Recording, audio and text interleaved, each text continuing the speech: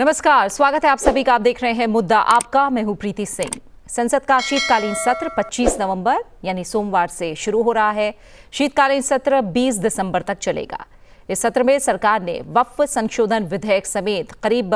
15 bill को एजेंडे में शामिल किया है। इनमें 5 नए विधेयक भी शामिल हैं और इन 5 नए प्रस्तावित बिलों में एक सहकारी विश्वविद्यालय स्थापना से जुड़ा हुआ विधेयक भी है। लंबित विधेयकों में वक्फ संशोधन विधेयक भी शामिल है और वक्फ बिल पर दोनों सदनों की संयुक्त समिति को लोकसभा में अपनी रिपोर्ट सौंपनी है, जिसके बाद इस बिल पर चर्चा और फिर पास कराने के लिए इसे लिस्ट किया जाएगा। इसके अलावा कोस्टल शिपिंग बिल और इंडियन पोर्ट्स बिल को भी पेश और पारित करने के लिए सूचीबद्ध किया गया है। करीब 8 विधेयक लोकसभा में लंबित हैं, 2 अन्य राज्यसभा के पास हैं। इस बीच सत्र शुरू होने से पहले लोकसभा अध्यक्ष ओम बिरला ने संसद भवन परिसर में विभिन्न व्यवस्थाओं और सुविधाओं का निरीक्षण भी किया। लोकसभा अध्यक्ष ओम बिरला ने कहा कि शीतकालीन सत्र के दौरान संसद भवन परिसर में कई महत्वपूर्ण कार्यक्रम आयोजित किए जाएंगे, जिनमें संविधान दिवस, डॉक्टर BR अम्बेडकर का महापरिनिर्वाण दिवस और संसद पर हमले की वर्षगांठ भी शामिल है। संविधान दिवस इस मायने में भी खास है क्योंकि इस वर्ष भारत के संविधान को स्वीकार किए जाने की 75वीं वर्षगांठ मनाई जाएगी। संविधान दिवस के उपलक्ष्य में 26 नवंबर को लोकसभा और राज्यसभा में कोई बैठक नहीं होगी, बल्कि संविधान सदन के सेंट्रल हॉल में समारोह का आयोजन होगा। मुद्दा आपका में आज बात करेंगे संसद के शीतकालीन सत्र की, इसकी अहमियत, एजेंडे, आसार, रणनीतियों और चुनौतियों पर करेंगे चर्चा। और इस पर चर्चा के लिए मेरे साथ 2 खास मेहमान जुड़े हुए हैं। मेरे साथ है doctor Sanjeev Tiwari, professor political science, Delhi university. बहुत बहुत स्वागत है आपका डॉक्टर संजीव तिवारी, शुक्रिया मुद्दा आपका में जुड़ने के लिए। साथ ही मेरे साथ है Manoj Kumar, associate professor, Dayal Singh college, Delhi. Manoj Kumar ji, बहुत बहुत शुक्रिया आपका भी मुद्दा आपका में जुड़ने के लिए। डॉक्टर तिवारी, शुरुआत आपसे। क्या लग रहा है इस बार का जो संसद का शीतकालीन सत्र है वो क्यों और किन मायनों में अहम और खास रह सकता है? मुझे लग रहा है कि जहां तक इस सत्र का सवाल है, बहुत सारे ऐसे मुद्दे हैं और जिसके ऊपर लगातार पीछे भी बहस हुई है। और एक मुद्दा जो सबसे ज्वलंत है वो है वक्फ अमेंडमेंट बिल का, जो 8 अगस्त 2024 को लोकसभा में पेश किया गया और उसके बाद ज्वाइंट पार्लियामेंट्री कमेटी के पास उसे भेज दिया गया। हम सब ने देखा है कि पिछले कई बैठकों में ज्वाइंट पार्लियामेंट्री कमेटी के अंतर्गत क्या क्या बहसें हुई हैं आपस में। ऑपोजिशन ने किस तरह से एकजुट होकर उस बिल का विरोध किया है, और परसों भी जब उसकी लगभग अंतिम बैठक होनी थी, उसके बाद उनको ड्राफ्ट मिलना था सारे मेंबर्स को उसका, तो उसका किस प्रकार से विरोध किया गया। तो यह अपने आप में एक बहुत ही ज्वलंत मुद्दा है जो लंबे समय से लंबित है। और इसमें जो अमेंडमेंट है, जैसे कि बाकी कम्युनिटी के लोगों को भी इसमें स्थान मिलना, और वहाँ का जो डिस्ट्रिक्ट्स के जो कलेक्टर्स हैं उनके ऊपर, और इसके अलावा जो बहुत सारे ऐसे मुद्दे हैं जो कंट्रोवर्शियल अपने आप में है। लग रहा है एक समुदाय विशेष के हिसाब से, लेकिन वास्तव में वैसा नहीं है, और वो लेके एक बहुत ही ज्वलंत मुद्दा है। जहां तक और मुद्दों का सवाल है, जैसे राष्ट्रीय सहकारिता विश्वविद्यालय की स्थापना, इसके संबंधित जो बिल है वो भी अपने आप में महत्वपूर्ण है, जो पहली बार यहाँ पे संसद में पेश होने जा रहा है। और सहकारिता के ऊपर जिस प्रकार से सरकार ने बल दिया है, एक अलग से मंत्रालय को बनाया है, अलग अलग जगहों पर सहकारिता के संबंध में, कोऑपरेटिव के संबंध में कार्य प्रारंभ हुआ है। तो यह भी अपने आप में मील का पत्थर होगा। और कुछ ऐसे बिल भी हैं जो जब सेशन चलेगा, जो सत्र चलेगा, उसके बीच में भी लाए जा सकते हैं, उसकी भी चर्चा हो सकती है। परंतु आज का जो अभी का रिजल्ट है, जो अलग अलग असेंबलीज कॉन्स्टिट्यूएंसीज का 2 राज्यों का चुनाव है या कुछ राज्यों में उपचुनाव हुए हैं, उससे यह जरूर हुआ है कि वर्तमान में सरकार की स्थिति मजबूत होती हुई नजर आ रही है। विपक्ष बिखरता हुआ दिख रहा है, और ऐसे में किस प्रकार से विपक्ष इस वक्त के मुद्दे को कितना तवज्जो देगा और किस प्रकार से किस स्तर तक उठाएगा, यह एक बहस होगी। तो वह देखने की बात है, और उसके लिए अलग अलग दल अपनी अपनी रणनीति तैयार करेंगे। और जो सो कॉल्ड इंडिया गठबंधन था, वह देखा जाए तो आज के समय में बिखरता हुआ दिख रहा है। हरियाणा के उपचुनाव का जहां तक सवाल है, वहां या दिल्ली में जिस प्रकार से चुनाव होने जा रहे हैं, और चुनाव के पहले की जो तैयारियां हैं, दोनों अलग अलग पार्टियां, आम आदमी पार्टी और कांग्रेस, जो एक साथ मिलकर चुनाव लड़ी थी, वह एक साथ एक स्थान पर दिखाई नहीं दे रही। तो ऐसे में जो पहले विपक्ष का एक साथ आना था कुछ मुद्दों पर, और एंटी बीजेपी या एंटी एनडीए कोalition पर आने की बात थी, तो वह ठीक लग रहा है कि लगभग बिखर रहा है, ऐसा ठीक दिख है रहा डॉक्टर है। तिवारी, क्या अब रणनीति आने वाले स्ट्रैटेजी दिनों रह सकती है? इसके बारे में और डिटेल में मैं आपसे समझूंगी। पहले मनोज कुमार जी का भी मैं शुरुआती कमेंट लेना चाहूंगी। मनोज जी, माना यह जाता है कि संसद का कोई भी सत्र वो हो, उसकी अलग खासियत हर बार होती है। इस बार आपको क्या लग रहा है, क्यों एक तरह से अहम रहेगा शीतकालीन सत्र? देखिए प्रीति जी, सबसे पहले तो आपने बड़ा अच्छा सवाल किया है, क्योंकि ये भारत का जो लोकतंत्र जब से चल रहा है आज़ादी के बाद से, और ये 18वीं लोकसभा है, और ये 18वीं लोकसभा का पहला शीतकालीन सत्र है। तो मुझे लगता है कि ऑब्वियस है कि जिस प्रकार से, चूंकि मुख्यतः 3 सेशन होते हैं, बजट सेशन होता है, मानसून सेशन होता है, और ये विंटर सेशन है, और चूंकि ये इस साल का आखिरी सेशन है, और अभी 2 स्टेट के चुनाव जिस प्रकार से रिजल्ट आए हैं, और अभी इसके पहले हरियाणा का जो चुनाव का जो रिजल्ट आया विधानसभा का, कहीं न कहीं पूरे देश में जो एक लोकतांत्रिक प्रक्रिया का जो एक प्रचार प्रसार हुआ है, और उसमें जिस प्रकार से मोदी सरकार जी के आने के बाद आप देख सकती हैं कि हर बिल इंपॉर्टेंट होता है, लेकिन पहली बार ऐसा हो रहा है पूरे देश के लोकतांत्रिक प्रक्रिया में कि हर व्यक्ति इसमें पार्टिसिपेट कर रहा है। और अभी जिस प्रकार से अभी इस नए जो विंटर सेशन शुरू हो रहा है, उसमें जो 5 बिल जो महत्वपूर्ण बिल हैं, जिसको बिजनेस बिल में शामिल किया जा चुका है, और उसमें ऑब्वियस है कि इसके पहले हमारे जो वक्ता बता रहे थे, वफ जो विधेयक बिल है वो बहुत ही इंपॉर्टेंट बिल है, क्योंकि देखिए ये देश एक सॉवरन स्टेट है, और जहां हम एक बात सेकुलरिज्म की बात करते हैं, क्योंकि संविधान में सेकुलर वर्ड को किस तरीके से ऐड किया गया ये हम सब जानते हैं, लेकिन उसके बावजूद भी ये जो बिल है 1964 में इसको निरस्त कर दिया गया था, लेकिन पॉलिटिकल माइलेज के चलते इसको 95 में इसको फिर से दोबारा लाया गया। और बेसिकली आप देखिए तो ब्रिटिशर्स ने इसको 1913 में इस बिल को लाया था, और फिर 1923 में जाके इसको अमेंड करके इसको कानून बनाया था। तो मुझे लगता है कि जिस प्रकार से अभी भारतीय जनता पार्टी लीड जो सरकार है, इस बिल को जिस प्रकार से जेपीसी में लेके गई है, और जेपीसी में जो एक पार्टिसिपेशन डेलिब्रेशन सबका हो रहा है, और आप उसका रिपरकशन देख सकते हैं कि वेस्ट बंगाल में अभी वहाँ पे टीएमसी के नेतृत्व में वहाँ पे एक खास वर्ग ने जिस प्रकार से प्रोटेस्ट किया है। तो मुझे लगता है कि ये देश में ये जो कानून है इसमें इसका निरसन होना बहुत जरूरी है, क्योंकि जिस प्रकार का उसमें जो एक मतलब रूल्स है वो कहीं ना कहीं देश के नागरिक को और किसी भी समाज को, और खास करके जब हम सेकुलर स्टेट की बात करते हैं और भारतीय लोकतंत्र की बात करते हैं, तो ये कहीं से फिजिबल नहीं है। तो मैं ये मानता हूं कि जो विंटर सेशन है इसमें 5 बिल है, जिसमें आपने पहले ही बोला कि कोस्टल बिल भी आने वाला है, दूसरा जो हमारा जो इंडियन पोर्ट्स जो है उनका उसके ऊपर भी है, मार्चेंट शिपिंग का भी है। तो हम जब विकसित भारत बनने की जो बात मोदी जी कर रहे हैं 2047 में, तो जब तक हम ग्लोबलाइजेशन के हिसाब से अपने कानून में परिवर्तन नहीं करेंगे, जब तक हम उसको बिल्कुल ट्रिपल P मोड की जो बात होती है पब्लिक प्राइवेट पार्टनरशिप, तो उसमें बैंकिंग को भी आपको जोड़ना पड़ेगा। अभी सहकारिता जो मंत्रालय है वो एक यूनिवर्सिटीज ला रही है, तो ऑब्वियस है कि हमारा भारत जो देश है वो कृषि प्रधान देश है, और अभी भी 65% लोग हैं जो कृषि पर आधारित है। तो जैविक खेती कैसे करना है, उसमें किस प्रकार से क्रॉप्स को लेके जाए, तो इस तरीके का जो विश्वविद्यालय जो बिल आएगा, तो मुझे लगता है कि जो डबल इनकम किसान की करने की जो मोदी जी की योजना है, हाँ, तो बिल के बारे में भी डिटेल में समझूंगी मनोज जी। मैं जो अहम बिल हैं जिनकी चर्चा आप लोग भी कर रहे हैं, उसके बारे में भी हम आगे समझेंगे कि कौन कौन से बिल हैं जो सरकार पूरी कोशिश करेगी कि इस सत्र में ज़रूर वो पारित किए जाएं संसद से। डॉक्टर तिवारी, आप स्ट्रैटेजी की बात कर रहे थे। हर सत्र के पहले हमने देखा है कि सर्वदलीय बैठक होती है, सरकार की तरफ से भी अपील होती है, कहीं ना कहीं विपक्ष की भी रजामंदी होती है कि वो भी चाहते हैं कि ज़्यादा से ज़्यादा सुचारू कामकाज संसद के अंदर हो। लेकिन कई मामलों पर हमने देखा है जब गतिरोध बना रहा है और उस तरह की तस्वीरें नहीं आई हैं संसद से जिसकी उम्मीद की जाती है। इस बार क्या रणनीति रह सकती है सत्ता पक्ष और विपक्ष दोनों की ही? देखिए, सबसे पहले तो ऑल पार्टी मीटिंग जो है वो शायद कल ही संडे को संसद में बुलाई गई है, और इसमें दोनों, हर पक्ष और विपक्ष दोनों पार्टियां, दोनों अलग अलग दल उसमें शामिल होने वाले हैं। परंतु जहां तक सवाल है सत्ता पक्ष का, तो माननीय मोदी जी के नेतृत्व में जब से सरकार बनी है, तो इसकी पहली प्राथमिकता है कि संसद की प्रोडक्टिविटी सबसे ज्यादा हो।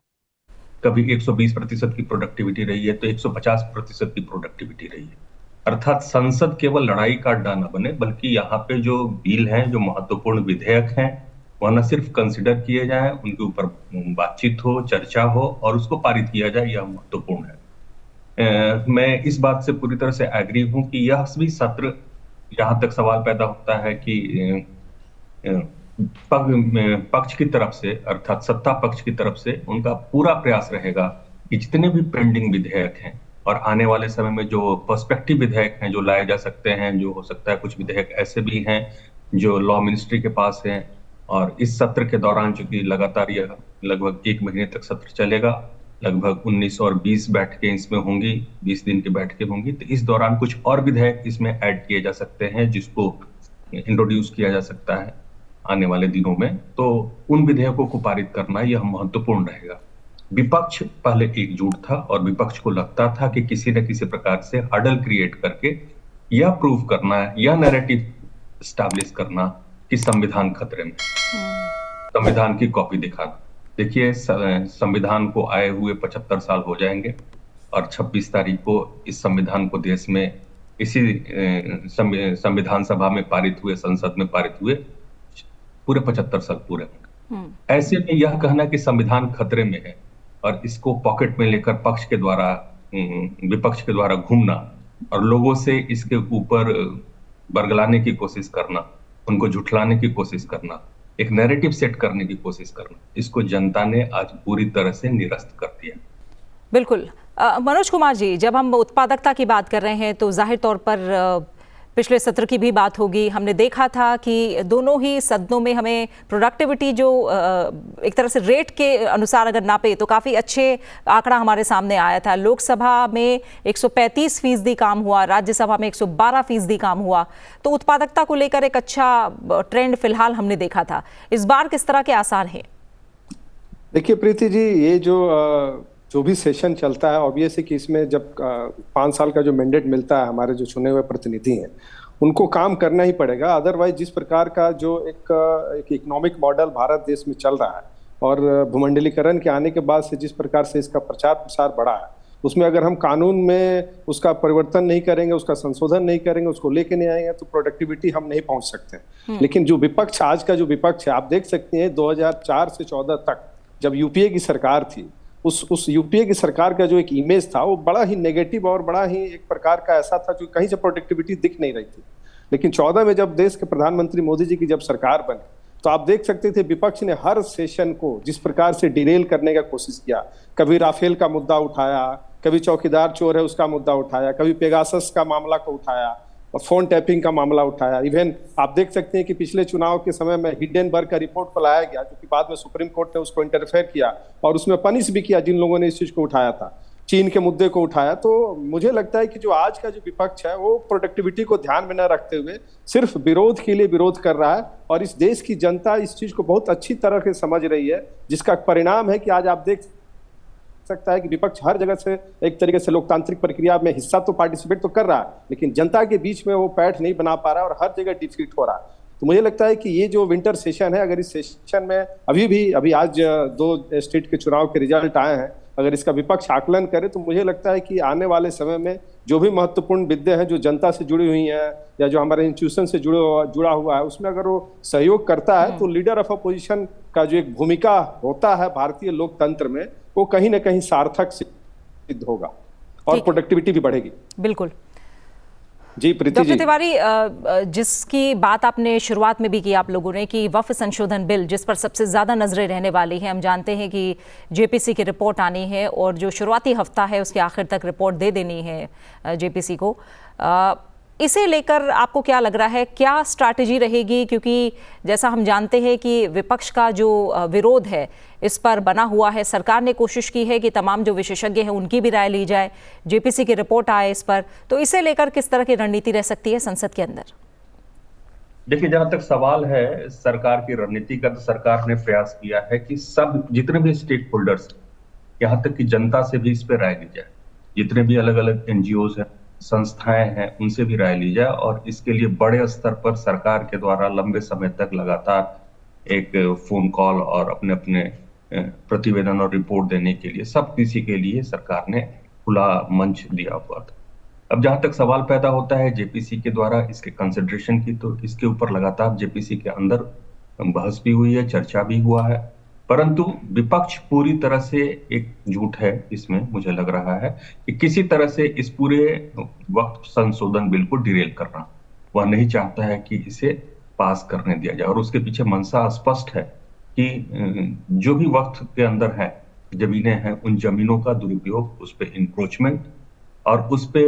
जो अनायास उस प्रकार की ताकतें हैं जो ताकतें यह दिखाकर कि यह मुस्लिम अधिकारों का हनन है, इस प्रकार की बातें करके किसी न किसी प्रकार से उस जमीन का दुरुपयोग, उसमें नाजायज इंक्रोचमेंट, उसको सबलेटिंग करना, उसको बेचना, इस प्रकार की बातें भी देखने को मिली है और ऐसे बहुत सारे इंसिडेंट रिकॉर्ड भी किए गए हैं जेपीसी के द्वारा। मुझे लग रहा है कि आने वाले दिनों में सरकार की स्ट्रेटेजी होगी और सरकार ही नहीं, यहाँ तक कि मुस्लिम समुदाय में भी जो लोग अच्छे लोग हैं उनको भी वो भी सामने आ रहे हैं और सपोर्ट कर रहे हैं इस वक्त संशोधन बिल का, क्योंकि यह लार्जर स्केल पे ट्रांसपेरेंसी की बात करता है, अकाउंटेबिलिटी की बात करता है, यह बात करता है कि उस जमीन का दुरुपयोग कुछ चंद लोगों के द्वारा नहीं किया जा सके, इसको इंश्योर करने की बात करता है और इसलिए यह बहुत ही इंपॉर्टेंट बिल है। और मुझे लग रहा है कि इसके पहले मनोज जी ने भी इसके ऊपर हाईलाइट किया कि किस प्रकार से इसके पहले इस बिल को इसी संसद ने रोका था और यह महज वोट के लिए ही एक राजनीति का मुद्दा रहा है, इसी कारण से यह लगातार होता रहा और इसी को ध्यान में रखकर इसको भी मुद्दा बनाया गया था इस चुनाव में लेकर, विशेष करके महाराष्ट्र के चुनाव में वहां की जनता ने इसको भी पूरी तरह से निरस्त कर दिया है। तो मुझे लग रहा है कि यह इंपॉर्टेंट बिल है और निश्चित रूप से यह पास होगा इस संसद में। बिल्कुल। बाकी अगर बिलों पर भी बात कर लें, मोटे तौर पर तो मनोज जी आपने भी इन बिल का जिक्र किया था, जो पंजाब कोर्ट्स अमेंडमेंट बिल है और साथ ही जैसा आपने भी कहा कि जो मर्चेंट शिपिंग बिल है और पोर्ट से जुड़ा बिल है, ये अपने आप में काफ़ी अहम रह सकते हैं। इन्हें लेकर किस तरह की स्ट्रैटेजी रह सकती है और क्या इन बिल को लेकर भी हम माने कि कोई तकरार या गतिरोध देखने को मिलेगा या आसानी से इनकी राह आसान नजर आएगी? देखिए प्रीति जी, एक चीज तो विपक्ष को समझना पड़ेगा क्योंकि आज भारत विश्व का 5वीं अर्थव्यवस्था है और ये जितने भी बिल का नाम अभी आपने जो लिया, खास करके मर्चेंट शिपिंग का या फिर जो पंजाब से, तो ये कहीं ना कहीं सब अगर आप देखेंगे तो सब डेवलपमेंट से जुड़ा हुआ मुद्दा है। और जब तक हम आज के डेट में लोकतांत्रिक प्रक्रिया में जब तक हम बिजनेस कम्युनिटीज को या जो हर व्यक्ति को ईज ऑफ डूइंग है, हम स्टार्टअप की बात करते हैं, सेल्फ रिलायंट की बात करते हैं, तो उसमें जब तक हम इन सब सारे अधिनियमों में संशोधन नहीं करेंगे तो मुझे नहीं लगता है कि हम आम जनता के साथ न्याय कर पाए। और विपक्ष इस चीज को समझता है, लेकिन समझ के भी जिस प्रकार की उसकी भूमिका रहती है सदन में वो बिल्कुल ही नकारात्मक रहती है, क्योंकि उन लोगों ने पिछले 50 साल से जो इस देश में विपक्ष ने जो एक नैरेटिव खड़ा किया है वोट बैंक बनाने का, वो मुझे लगता है कि उसी को ध्यान में रख के वो लोग काम करते हैं। लेकिन आज आपको समझना होगा कि आज हम 5 ट्रिलियन इकोनॉमी बनने की तरफ जा रहे हैं और आज आप देख सकते हैं कि पूरे वर्ल्ड में जो एक क्राइसिस है, उस क्राइसिस में भारत की अर्थव्यवस्था जिस प्रकार से डे बाई डे बढ़ रही है, तो इस तरीके का जो डेवलपमेंट जो अधिनियम है, रूल्स हैं, जो बिल हैं, अगर इसको हम इम्प्लीमेंट करते हैं तो कहीं ना कहीं से जो भी हमारे जो आप समझ सकते हैं, जो आज के डेट में जो खास करके जो शिपिंग का जो ट्रांसपोर्टेशन होता है, हमारे सामान एक जगह से दूसरी जगह एक्सपोर्ट और इंपोर्ट होते हैं, उसमें कितनी बड़ी भूमिका होती है और आज पूरा विश्व इस चीज को मानता है। और जिस भी देश की अर्थव्यवस्था मजबूत है, आप देख सकते हैं कि वहाँ पे जो खास करके जो शिपिंग का जो उनका ट्रांसपोर्टेशन है वो कितना बेटर पोजीशन में है और किस प्रकार से किस देश के साथ हम करते हैं। और ये हम लोगों के लिए बड़े ही, भारत जैसे देश के लिए बड़े सौभाग्य की बात है कि मोदी जी जिस प्रकार से विदेश नीति के माध्यम से विश्व में एक भारत का जो एक परचम, एक सॉफ्ट और का जो एक इमेज बना हुआ था, वो बिल्कुल ही एक एक्ट के करते हुए विदेश नीति को स्थापित कर रहे हैं और उसको एक दूसरे से कनेक्ट भी कर रहे हैं, जिसका हम इस देश की जो 140 करोड़ की जो देश की जो आबादी है, जो विश्व का एक सबसे बड़ा मार्केट है, उसमें हम कहीं ना कहीं एक शेख की भूमिका में निभाएंगे। और इसी के तहत इन सब चीज़ों को ध्यान में रखते हुए ये सरकार इस बिल को इस सेशन में जरूर लेके आएगी, क्योंकि ये डेवलपमेंट से जुड़ा हुआ मुद्दा है। तो मैं मानता हूँ कि ये सेशन बहुत ही इम्पोर्टेंट है देश के लिए भी और इस देश की जनता के लिए भी। बिल्कुल। और जैसा मैंने जिक्र किया था डॉक्टर तिवारी, और कुछ जिक्र आप लोगों ने भी किया था, संविधान दिवस 75वीं वर्षगांठ, साथ ही लोकसभा अध्यक्ष ने भी जो तमाम व्यवस्थाओं का निरीक्षण किया, उन्होंने कहा कि महापरिनिर्वाण दिवस और साथ ही संसद पर हमले की बरसी, ये कुछ ऐसे मौके हैं जो एक अलग तरह की भावना तमाम सांसदों और देश के अंदर भी उसका संचार करते हैं। तो ये मौके भी आ रहे हैं इस बीच, सत्र के बीच में ही, तो इसका कोई असर पड़ता या कितने अहम आपको लग रहे हैं सत्र के दौरान इनका भी होना? देखिए, ये सिर्फ संसद के लिए नहीं, पूरे देश के लिए बहुत ही महत्वपूर्ण दिवस है। किसी भी स्वाधीन देश का और मुख्य रूप से लोकतांत्रिक देश का 75 वर्ष पूरा करना और उसके संविधान का 75 वर्ष पूरा करना, वो भी सफलतापूर्वक। और भारत के संविधान की जहां तक बात की जाए तो यह सबसे विस्तृत संविधान है, most detailed constitution in the world, और सबसे अच्छा संविधान और एक सफल संविधान रहा है। संविधान के निर्माताओं ने जब भारत के संविधान का निर्माण किया तो उन्होंने यह देखने का प्रयास किया था कि कोई भी छोटी चीज यहाँ पे छूटे नहीं, सारी डिटेल्स को रखने का प्रयास किया था। तो ऐसे में इसके 75 वर्ष पूरे पूरे होना न सिर्फ भारत के संसद के लिए महत्वपूर्ण है, क्योंकि भारत की संविधान सभा संसद के रूप में भी कार्य कर रही थी और संविधान बनाने का भी कार्य कर रही थी। तो इसलिए संविधान सभा का महत्व जो 1946 में गठित हुई थी, 9 दिसंबर के दिन इसकी पहली बैठक हुई थी, और 26 नवंबर 1949 को जो संविधान भारत को सुपुर्द किया गया था, जिसके 75 वर्ष पूरे हो रहे हैं, यह पूरे पक्ष विपक्ष और पूरे संसद और देश के लिए एक अत्यंत ही गौरव का दिवस है। और मुझे लग रहा है कि ऐसा नहीं है कि इसे विपक्ष पक्ष के साथ मिलकर नहीं मनाएगा। यह एक तरह से देखा जाए कि साझी और एक साथ आकर देश के गौरव को बढ़ाने का, देश के स्वाभिमान को बढ़ाने का दिवस है। दोनों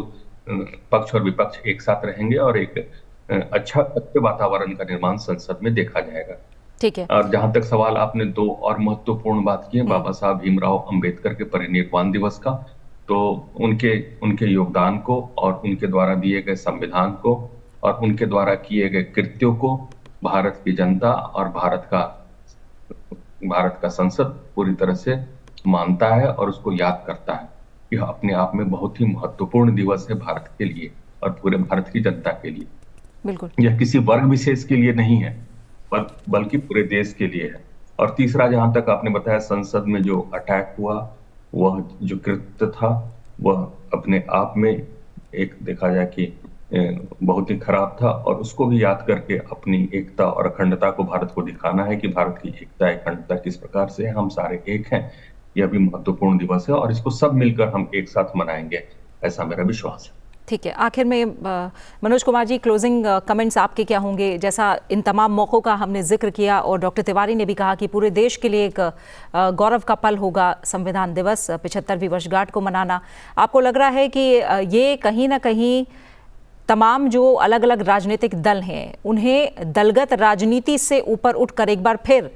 देश के लिए काम करने और ये जो सत्र है उसके एक एक पल को, एक एक दिन को अहम समझकर आगे बढ़ने का को भी कहीं ना कहीं याद दिलाएगा? बिल्कुल बिल्कुल प्रीति जी, देखिए ये हम सब लोगों के लिए बड़े ही गर्व का विषय है, क्योंकि किसी भी देश का जो निर्माण होता है वो व्यक्ति से होता है और एक स्ट्रक्चर है। व्यक्ति से परिवार बनता है, परिवार से समाज बनता है और फिर राज्य बनता है और राज्य से फिर देश बनता है। तो आज ये 75 साल का जो लोकतंत्र है, जिसको हम अमृत काल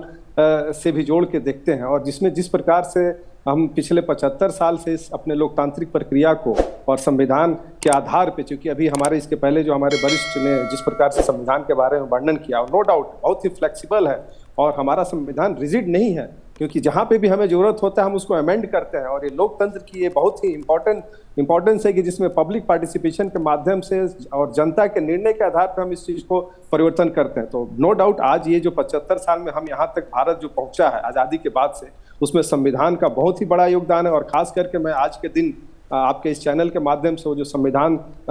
जो सभा में जो लोग बैठे थे, जिन लोगों ने एक भारत को एक सपना देख के जो बनाया था, वो आज एक चरितार्थ होते हुए दिख रहा है। और ऑब्वियस है कि इसमें सारे पॉलिटिकल पार्टीज को इन सारे अपने पर्सनल इंटरेस्ट को छोड़ के देश हित में सोचना चाहिए और देश हित में सोचते हुए, क्योंकि देखिए बाबा साहब अम्बेडकर का जो कंट्रीब्यूशन है आज पूरा भारत ही नहीं बल्कि पूरा विश्व इस चीज को रिकॉग्नाइज करता है कि जिस प्रकार का उन्होंने संविधान के माध्यम से हर एक व्यक्ति का, चाहे महिला हो,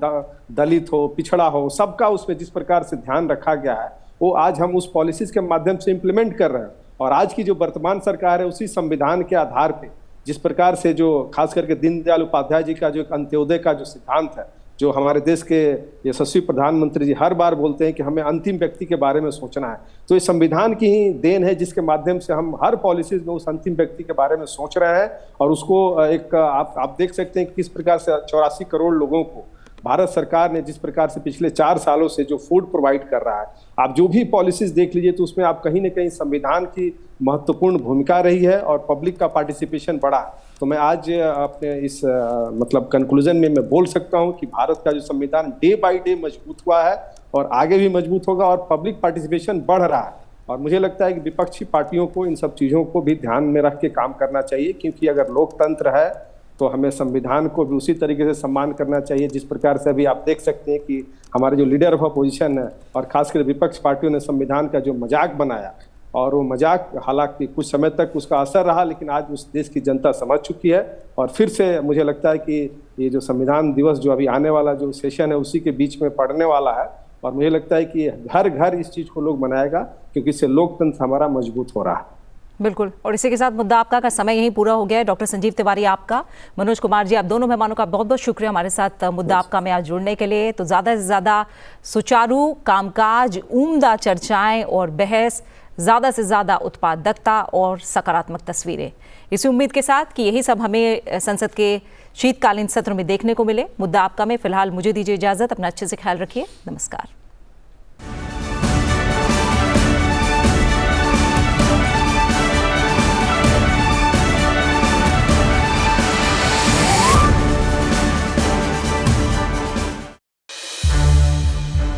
संसद टीवी के और भी प्रोग्राम्स देखने के लिए सब्सक्राइब करें हमारा YouTube चैनल और हाँ, इन्हें लाइक और शेयर करना ना भूलें।